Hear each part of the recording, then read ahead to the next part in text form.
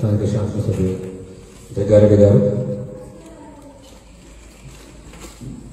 మెదక్ కానీ అందరూ కానీ ప్రాంతానికి సంబంధించిన ప్రజాప్రతినిధులు, జడ్పీటీసీలు, ఎంపీటీసీలు, బ్లాక్ ప్రెసిడెంట్, మండల కాంగ్రెస్ ప్రెసిడెంట్, సీనియర్ నాయకులు, మిత్రులారా, ఇప్పటిదాకా వక్తలు మాట్లాడుతూ వాళ్ళ అనుభవాలు, వారి యొక్క ఆలోచనలు,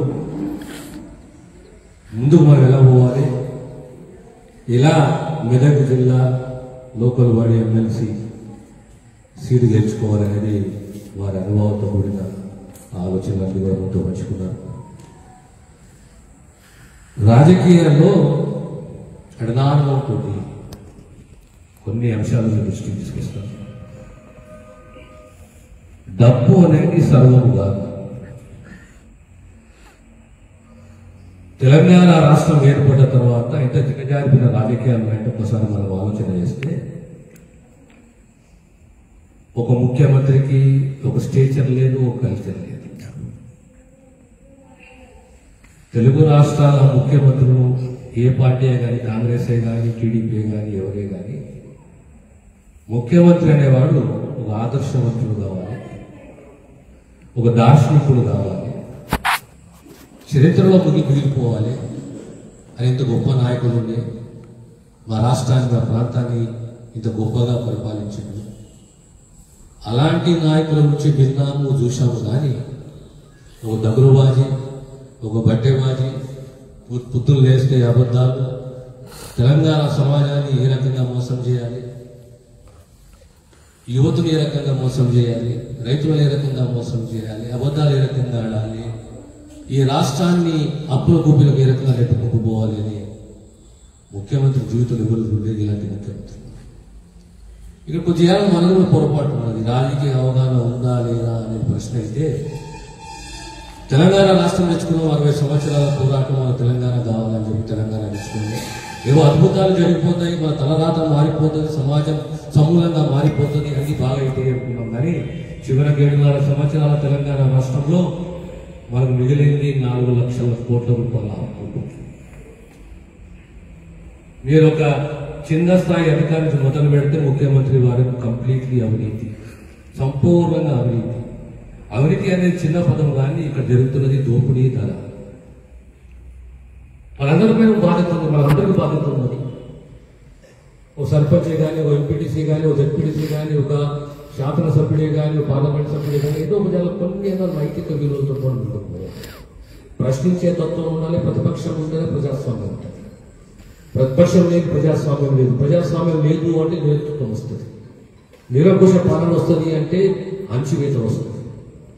ఈనాడు తెలంగాణ రాష్ట్రంలో జరుగుతున్నది ఆ నిరంకుశ పాలన.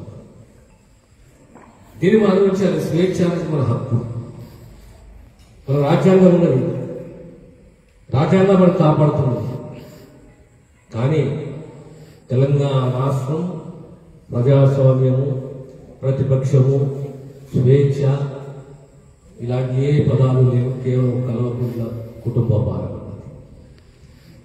అంటే ఒక ముఖ్యమంత్రి అహంకారం ఏ స్థాయికి పోయిందంటే, సమాజం, తెలంగాణ సమాజం ఎవరు పీక్కుంటారో పీక్కోమని చెప్పి నా స్థాయిలో నేను ఉంటాను, నా ఇష్టం నేను పరిపాలిస్తాను. హుజరాబాద్ ఒక మైలురాయి. బీజేపీ, కాంగ్రెస్, టీఆర్ఎస్ అనేది కాదు. సామాన్య ఓటరు, విద్యావంతులు, విద్యార్థులు, సిద్ధాంతాలకు అతీతంగా ఒకటే సిద్ధాంతం, ఈ దుర్మార్గునికి మనం ఒక పాఠం నేర్పాలి. తెలంగాణ సమాజంలో అమాయకత్వం ఉండొచ్చు, కొద్దిగా మూర్ఖత్వం ఉండొచ్చు, అవివేకం ఉండొచ్చు, బోలాతనం ఉండొచ్చు. కానీ వండుకేస్తే, పట్టుబడితే పాతరేసే శక్తి కూడా ఈ సమాజానికి. ఆ సందేశాన్ని హుజరాబాద్ మనకి ఇచ్చింది. 5,000 కోట్ల రూపాయల ఖర్చు, పథకాలే కానీ, ఓట్ల కొనుగోలే కానీ, 73 సంవత్సరాల ప్రజాస్వామ్య దేశంలో కానీ వీరి ఎరగని రీతుల్లో అక్కడ ఎన్నికలు జరిగినాయి.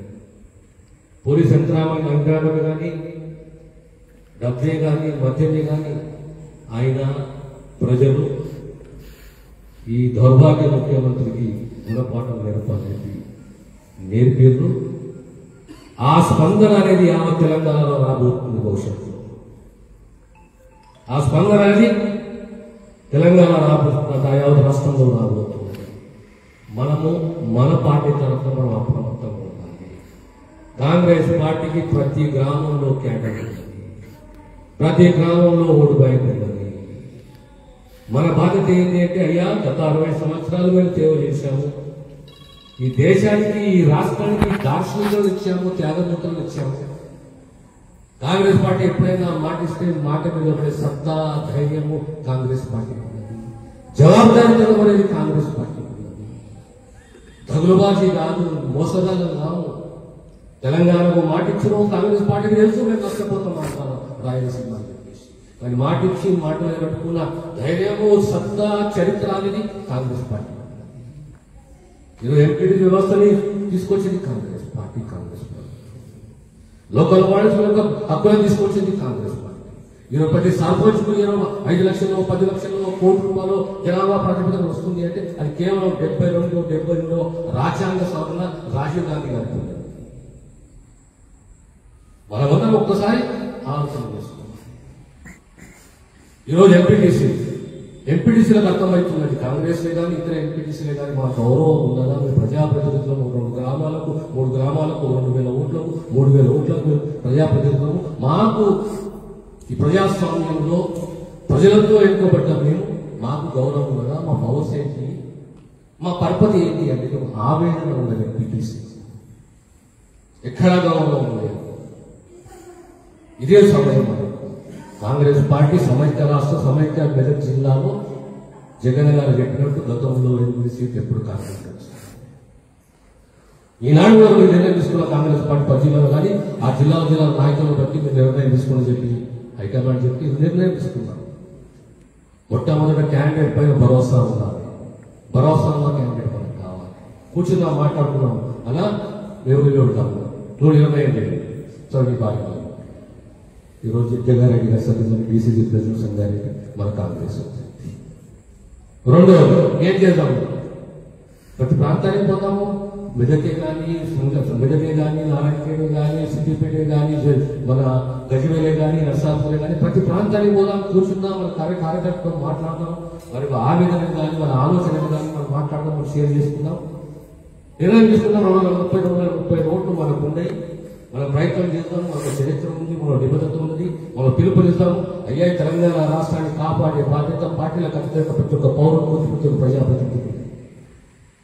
కనుక మీరందరూ ఆలోచన చేయండి. మీరు ఢిల్లీ పోతున్నారా క్యాంపులు, అస్సాం పోతున్నారా క్యాంపులు, మీరు ముంబై పోతున్నారా క్యాంపు, మీరు కశ్మీర్ పోతున్నారా క్యాంపుకు. ఆ డబ్బు అనేది కోట్ల రూపాయలు ఖర్చు పెడుతున్నదే ఈ కుటుంబము. ఈ డబ్బు ఎక్కడికి దోచుకుంటారు, మోసపూర్తిగా దోచుకున్న డబ్బు, ప్రాజెక్టుల ద్వారా దోచుకున్న డబ్బు, ధరణి ద్వారా దోచుకున్న డబ్బు, కరెంట్ ద్వారా దోచుకున్న డబ్బు, మిషన్ భగీరథ ద్వారా దోచుకున్న డబ్బు. ఈ డబ్బు ఎవరిది? మన డబ్బు, తెలంగాణ సమాజం డబ్బు. ఈ ఖజానా తెలంగాణ ప్రభుత్వ ఖజానా, ప్రభుత్వ ఖజానా, ప్రజల ఖజానా, కలవకుంట ఖజానా కాదు.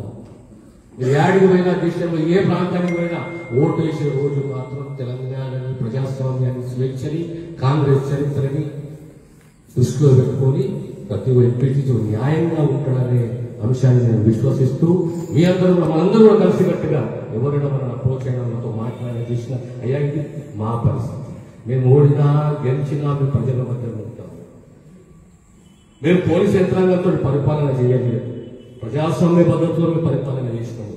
ఆనాడు సమైక్య రాష్ట్రంలో కాంగ్రెస్ ప్రభుత్వం ఇదే పోలీస్ యంత్రాంగాన్ని వాడితే తెలంగాణ ఎక్కడ ఉంటుంది? ధర్నా చౌక్ని గౌరవించింది కాంగ్రెస్ ప్రభుత్వం, ధర్నాలను గౌరవించింది కాంగ్రెస్ ప్రభుత్వం, నిరహార దీక్షలను గౌరవించింది కాంగ్రెస్ ప్రభుత్వం, ఉస్మానియా కాకతీయ విశ్వవిద్యాలయంలో పోరాటాలను గౌరవించింది కాంగ్రెస్ ప్రభుత్వం. ఇవన్నీ దృష్టిలో పెట్టుకోండి. 10 రోజులు 15 రోజులు ఎక్కడ ఎంపీటీసీ ఏమున్నా మన కరుడు కట్టిన కాంగ్రెస్ ఎంపీటీసీ మనమందరం కలిసి కట్టుగా ఈరోజు తెలంగాణ రాష్ట్రంలో టీఆర్ఎస్ కల్వకుంట్ల కుటుంబానికి వ్యతిరేకంగా ప్రజలు తిరగబడి ఉన్నారు. మన యొక్క కర్తవ్యం ఏంటంటే మనందరినీ కలవాలి. ప్రజలే కానీ ఎంపీటీసీలే కానీ ఎవరినే కానీ కలవాలయ్యా ఈ రకంగా తెలంగాణ ముందుకు పోతున్నది కనుక మనం గుణపాఠం నేర్దాం. అది కూడా మెదక్ జిల్లా. మెదక్ జిల్లా అనేది ఇందిరాగాంధీ పోటీ చేసి ఎంపీగా గెలిచిన జిల్లా. మెదక్ జిల్లా అనేది ఎంతో మంది గొప్ప దార్శనికులు ఇచ్చిన జిల్లా. దురదృష్టం ఏంటంటే ఓ బట్టేవారి ముఖ్యమంత్రి చేసిన జిల్లా. ఆ బట్టేవారి చెప్తాం రేపు పొద్దున మా జిల్లా ఇలాంటి బట్టేవారి లెక్కలు నడవవు, నేను గుణపాఠం నేర్పుకున్న విషయాన్ని మీకు సంబంధాల ప్రతి ఎంపీటీసీ ప్రతి ఒక్కరితో మాట్లాడి రేపు పొద్దున ఈరోజు తెలంగాణలో 2 జిల్లాలు ఖమ్మం ఒకటి మెదక్, 2 జిల్లాలు ఖమ్మం మెదక్. దీన్ని బట్టి మనకు అర్థం కావాలి, ప్రతి ఒక్క కాంగ్రెస్ కార్యకర్తకు అర్థం కావట్లేదు ఈ కాంగ్రెస్ ఐక్యంగా ఉన్నది, బలంగా ఉన్నది, పోరాటానికి సిద్ధంగా. రాబోయే కాలము, రాబోయే పరిపాలన కాంగ్రెస్ పరిపాలన అనేది ఒకసారి మనం గుర్తుపెట్టుకోవాలి. మనం కలిసికట్టుగా ఏది ఉన్నా సంపూర్ణంగా మా వంతు సహకారం అనేది నేనే కానీ జగ్గారెడ్డి గారి కానీ అంత సహకారం ఉంటుంది. కానీ ఇది ఒక నాంది, రేపు పొద్దున విజయానికి ఇది ఒక నాంది. ఎక్కడ కూడా అభద్రత ఆధారపడే అవసరం లేదు. రేపు రాబోయే కాలం ఈరోజు మనం చూస్తున్నాము. ఏది మన ఏం పంటది, వరి పంట.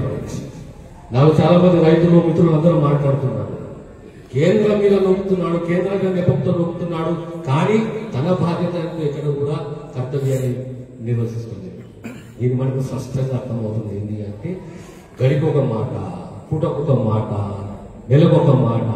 ఇది ముఖ్యమంత్రి ఇంకా దిగజారిపోయిన ముఖ్యమంత్రి నా జీవితంలో నా 30 సంవత్సరాల రాజకీయ ప్రస్థానాన్ని ఎప్పుడు మనందరం కలిసికట్టుగా రేపు పొద్దున మెదక్ జిల్లా స్థానిక సంస్థల ఎమ్మెల్సీ అభ్యర్థి జగ్గాల సతీమణి నిర్మల జగ్గారెడ్డి గారిని మనం అందరూ కలిసి మన వంతు కృషి. అయ్యో మన 230, 250 కాదు, ఎక్కడెక్కడ మన సంబంధాలు ఉన్నాయి. మనం ప్రాధాన్యపడే అవసరం కూడా లేదు. మన చరిత్ర చెప్పుకోవాలి, తెలంగాణ ఎటువైపు పోతుంది చెప్పుకోవాలి, మన దేశ సేవ చెప్పుకోవాలి. మళ్ళీ మేము ప్రజాస్వామ్యాన్ని నమ్ముతున్నాము, స్వేచ్ఛను నమ్ముతున్నాము. రాబోయే కాలం మా కాలం భయపడి మీరు రండి అని చెప్పేది మనం చెప్తే ఖచ్చితంగా వాళ్ళు మన ఎప్పుడు వస్తున్న విషయాన్ని మీకు తెలియజేస్తూ నేను సెలవు తీసుకుంటాను.